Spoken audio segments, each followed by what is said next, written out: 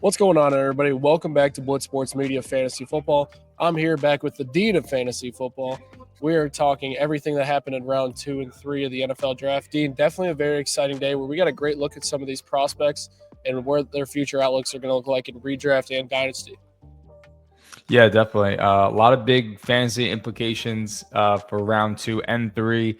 Round 1 was a lot of defense, offensive linemen with a sprinkle here and there, and we talked about it in our last video.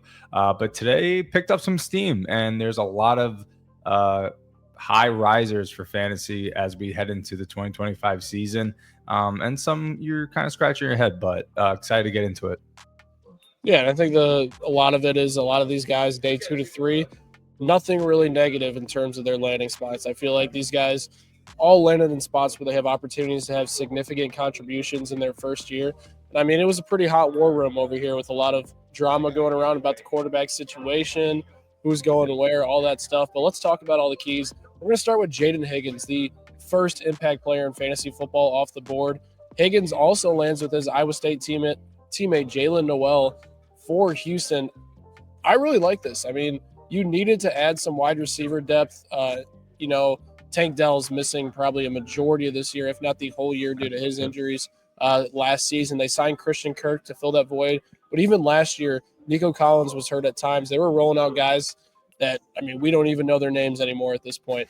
Getting that wide receiver depth was imperative for Houston. They even added a tackle, too, which they definitely needed in Airse. But Higgins and Noel are both really good players. Higgins, I really like, really good prospect coming out right outside of my top 32. I think he could be a really good productive receiver on the outside opposite of Nico Collins, or even could work into that slot. And then you put Noel on the outside, whatever works. I think both of them are pretty savvy, good route runners. I think both have really good upside. I mean, we have CJ Stroud as the quarterback. We still have Joe Mixon at the running back position. Then you have Nico Collins at receiver. I don't think it's out of the realm that Jaden Higgins finishes as a mid to low end wide receiver 2 this year in PPR leagues. Absolutely. I don't think that's out of the question. What do you think about these guys? Yeah, so just to start off, like with Higgins, I loved it as soon as that pick was made. I thought it was a great pivot because one of my favorite landing spots was for a lot of these receivers was Houston because how well they throw the ball and what they're doing there for the Texans around CJ Stroud. So when I saw that first selection for Higgins, loved it. And then when it got later into the draft and they got Noel, kind of got me excited too. They really are loading things around CJ Stroud. So a guy like CJ Stroud that was very hyped up coming into the 2024 season because of his rookie season with the Texans. Now I think gets a little bit of a bounce back. There's going to be a lot of options to throw to.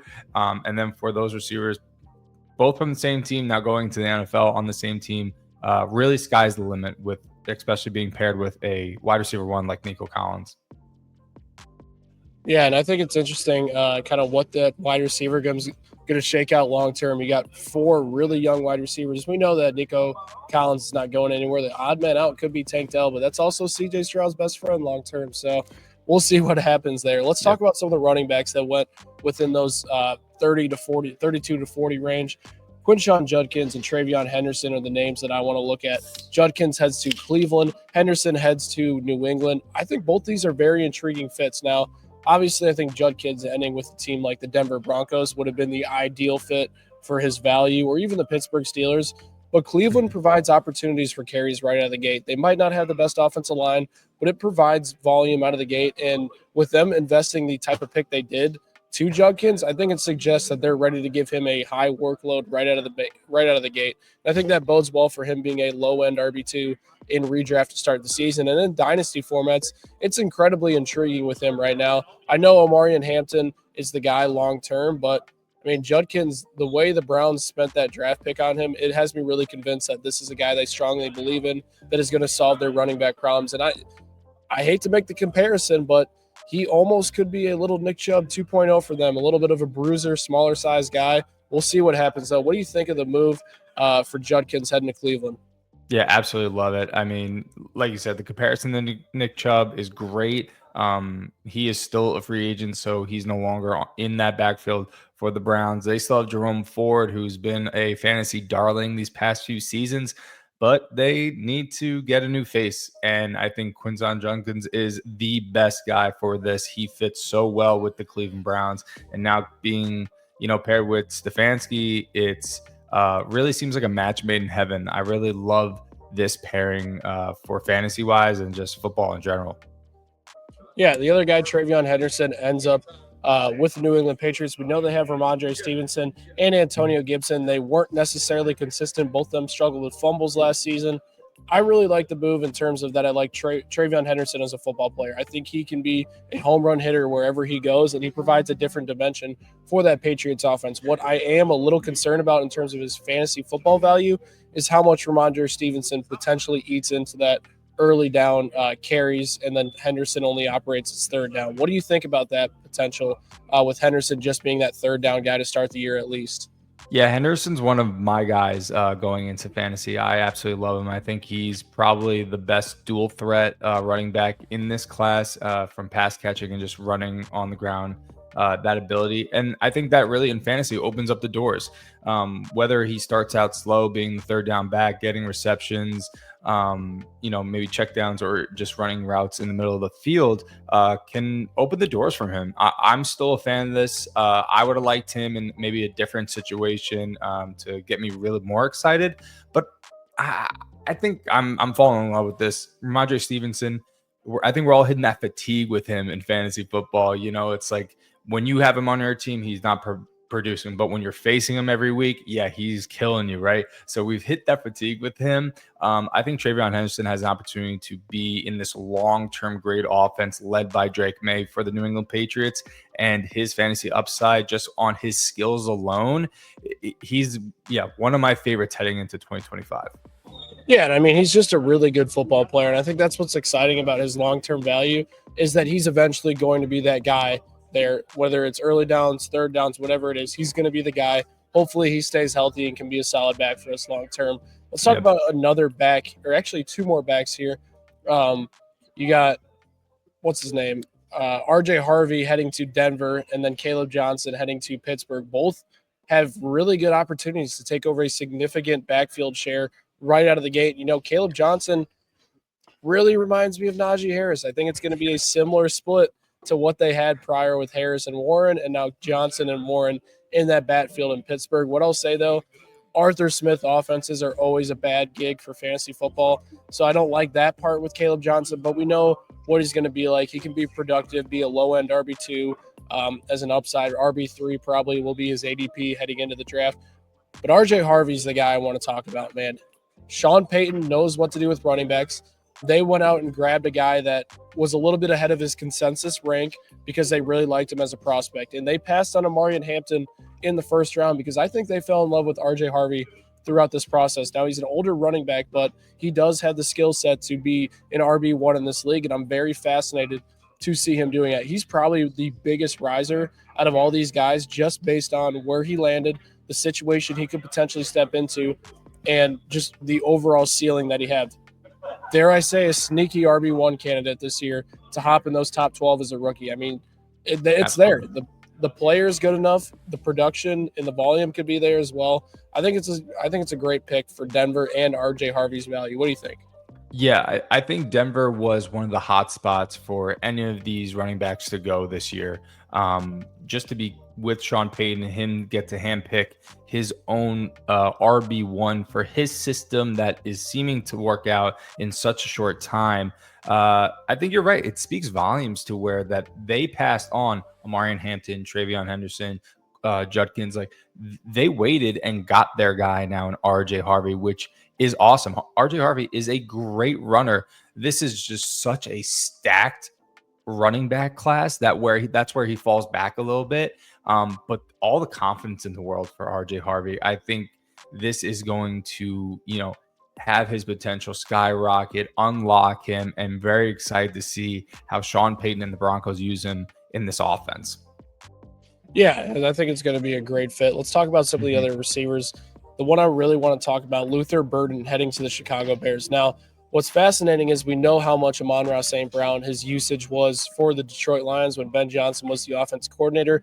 Luther Burden's truly a slot receiver. Now, there were talks about DJ Moore entering that slot role, and actually Burden's player comp for NFL Network was DJ Moore, which was interesting. But whatever guy is operating more in the slot is going to be more valuable in fantasy football. And if Burden can somehow take over that role as a rookie, he has the talent to be a very, very good player.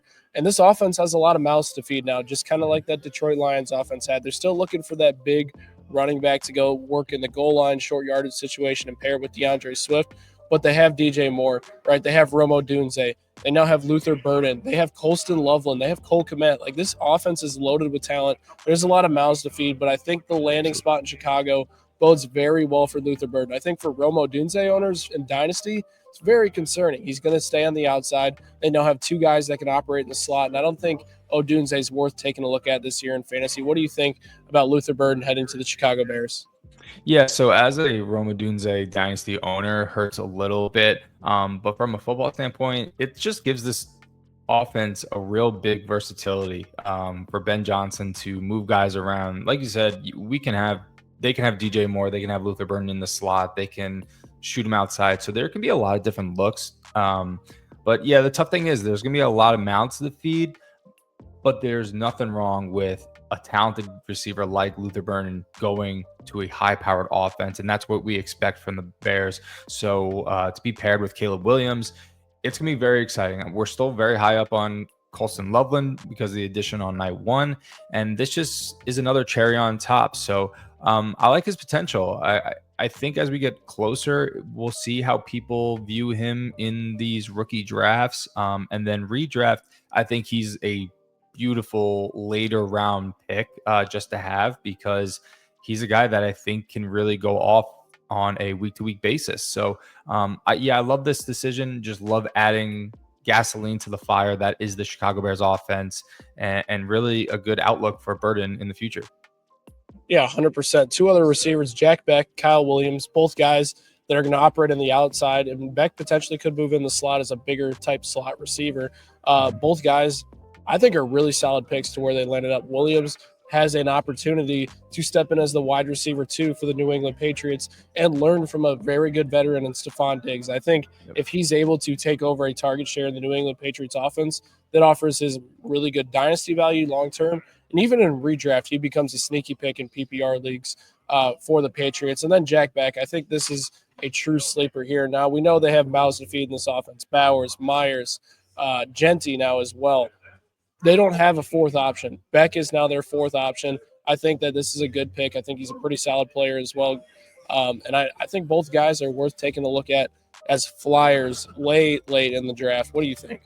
Yeah, I'll start with Beck. I think it's one of these perfect fits that's happened so far in this draft. I think he's going to an offense that is going to throw the ball a lot, especially with Geno Smith. I know they just used their first round pick on Ashton Genty, but Geno Smith's a thrower, and he's not going to be afraid to take some chances, and that's kind of what you get Beck for. So there's going to be opportunity for him a lot during the season.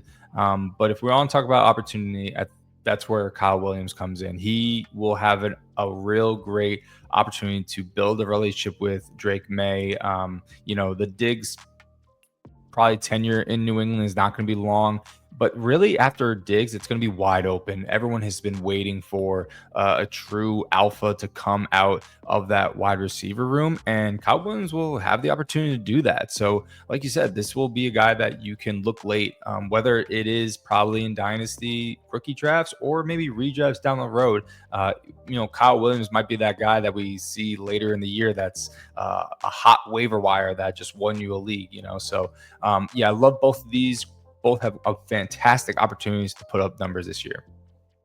Yeah, 100%. Both are really good. I want to talk about Terrence Ferguson ending up with the Los Angeles Rams. I think with Higbee's injury history, right, it's a little bit concerning. I think addressing the tight end is not a bad move for the Rams at all. I think he could potentially slot into what Tyler Higbee was towards the end of the season, offering them a younger, athletic version of him at the tight end position. And, I think Higbee was sitting around a little over 10 points a game.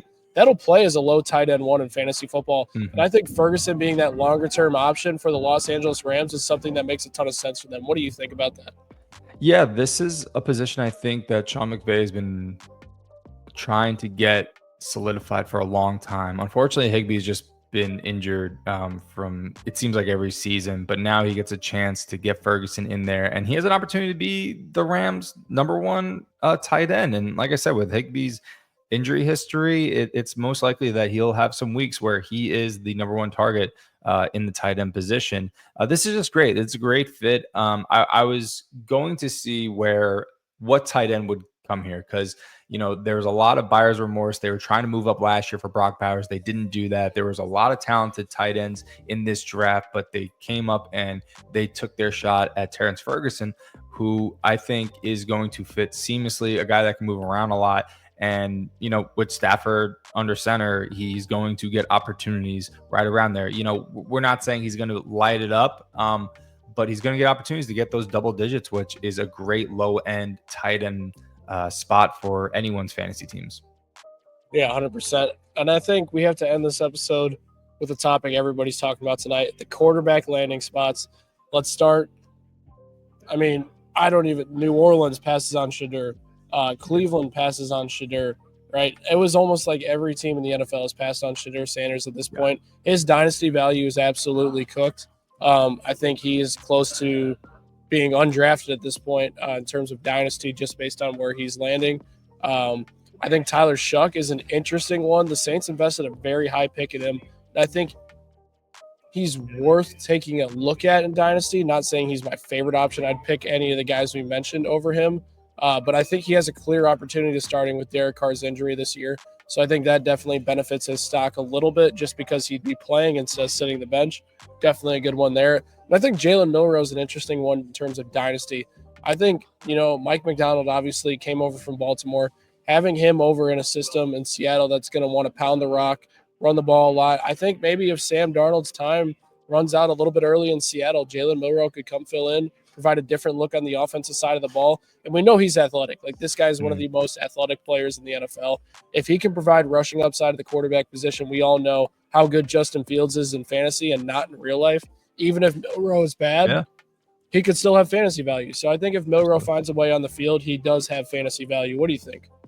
Yeah, just from those guys you were talking about, I think Shuck is going to be one of those kind of ads to where you have to kind of look at your own roster, right? Like, all right, man, am I really struggling in the quarterback department? All right, maybe I'll look at him in my later rookie drafts.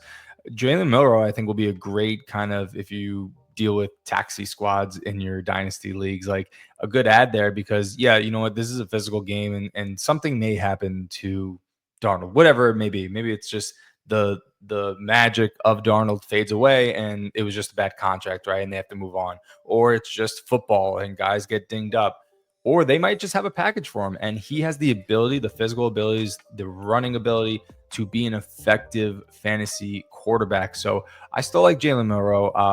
I think he can be somewhat of a value. We don't know that for sure, but to have that in your back pocket is not a bad thing whatsoever. And Ryan, I don't know if you want to go to the other one, but Dylan Gabriel going to Cleveland. Cleveland was going to be a spot where whatever quarterback gets picked there is going to have an opportunity probably to play pretty quick rather than other teams here. So Dylan Gabriel going to Cleveland was a shock because Shedeur Sanders still on the draft board.